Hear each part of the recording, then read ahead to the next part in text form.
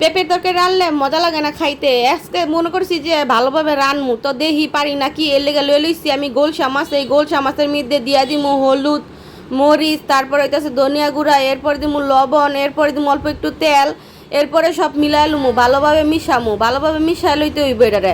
ভালোভাবে মিশাই নিলে এটা এই মশলাগুলো সব ভিতরে ঢুকবো। এই তো সব মিলাই নিছি। এরপরে দিয়ে দিমু এটার মধ্যে পেঁপে। এই পেঁপেগুলি আমি আগের থেকে কাইটা রাখছিলাম পিস পিস কইরা। এই তো দেখেন পিস পিস করে রাখছিলাম। এগুলোর মধ্যে এখন আমি সবগুলো মাখাই নিমু, আর মাছগুলো সব তুইলা নিমু উপরে। মাছগুলো তুইলা নিয়ে তারপর এটারে ভালোভাবে মাখাইমু। এই মাছগুলো কিন্তু খুব মজার মাছ। এই মাছগুলো এখন তুইলা নিতেছি। এই তো আমার তুইলা নেওয়া শেষ। এখন এটারে ভালোভাবে মাখামু। এই পেঁপেটারে যেই মশলাগুলো দিছিলাম আমি আগে, সেই মশলাগুলো দিয়েই মাখামু। কোনো মশলা দিতাম না, আগের মাছের মশলা দিয়ে মিশামু। মিশাই এই যে মাখানো হয়ে গেছে গা। এই দেখেন কি সুন্দর করে মিশাইছি। এখন এই পেঁপেগুলো যেহেতু মেশানো হয়ে গেছে গা, এখন এটাও তুইলা নিমু। এটা তুইলা নিয়া একেবারে সব কাচ্চা কুচ্চা তুলমু। যা কোনো মশলা রাখতাম না, সবগুলি কাচ্চা কুচ্চা তুলতে হইব, নাইলে মানে ভালো হইব না। পেঁপে তোলা শেষ। এই যখন চুলার মধ্যে একটা কড়াই বসায় দিছি। কড়াই বসায় দিয়ে মনে করেন যে একটু তেল দিয়ে দিচ্ছি। তেলটা একটু ফুটাই নিলাম, ভালোভাবে গরম করে নিচ্ছি। এই মাছগুলো এখন দিয়ে দিতেছি একটা একটা করে। মাছগুলো এটা বাছমু আমি, তো বেশি করে তেল দিয়ে এটার মধ্যে বাছতে দিচ্ছি। এই যে মাছটি আমি সাজায় দিয়ে দিছি। মাছটি আমার বাইজাও হয়ে গেছে গা, মানে ভাজা হয়েছে। এখন আমি এটার উল্টাইলো মু। এখন উল্টাইলো মানে এই মাছটি বেশি করে হয়ে গেছে গা। আর একটু মানে কম আগে আর কি করার দরকার ছিল, উল্টানোর দরকার ছিল। মাছটি ভাজা একটু বেশি হয়ে গেছে গা, আর একটু কম ভাজলে বেশি ভালো লাগবো। তো এই যে বাইজা আমি উল্টাই দিলাম।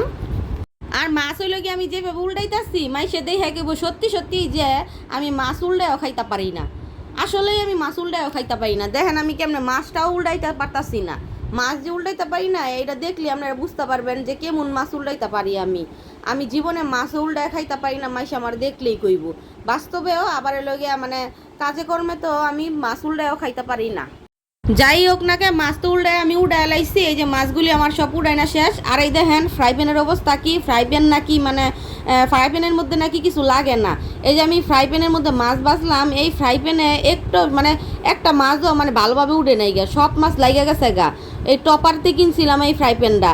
আমি তেমন না যে খুরসুন দিয়া করতেছি লোহার, সিলিকনের খুরসুন দিয়া উল্টা পাল্টা করি, তাও মানে লাইগা জায়গা। তাহলে কেমন ফ্রাই প্যান মনে করেন যে 6 মাসও হয় না এই লাইগা জায়গা। এটা কেমনভাবে ফ্রাই প্যানও নাকি লাগে না। এটা কেমন সমস্যা দেখছেন আপনারা, দেখতেই পারতেছেন। যাই হোক এটার মধ্যে দিয়ে দিম। এখন আমি পেঁপেগুলি ভালোভাবে বাইজা লমু, বাইজা লাল লাল করে লামু।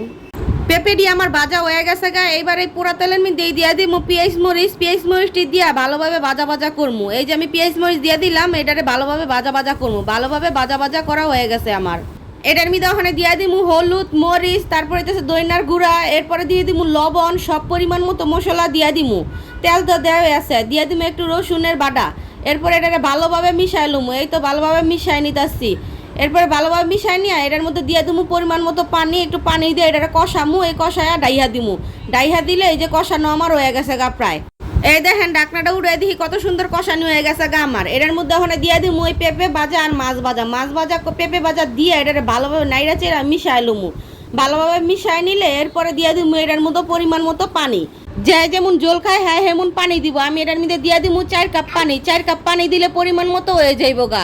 একবারে সুন্দর করে মানে তরকারি হইয়া একবারে জল থাকবো একটু। এরপরে মনে করেন যে সুন্দরভাবে হয়ে আইব এই 4 কাপ পানিতে। এই যে জলটা দিয়ে দিছি, জলটা দিয়ে দিয়া এই যে ডাইহা দিলাম। ডাইহা দিয়া এই যে দেখেন হয়ে গেছে আমার 10 মিনিট পরে। এই দেখেন কত সুন্দর তরকারি হয়ে গেছে গা। এরা দা ভাত খাইতে কি যে মজা, ট্রাই করে দেখতে পারেন।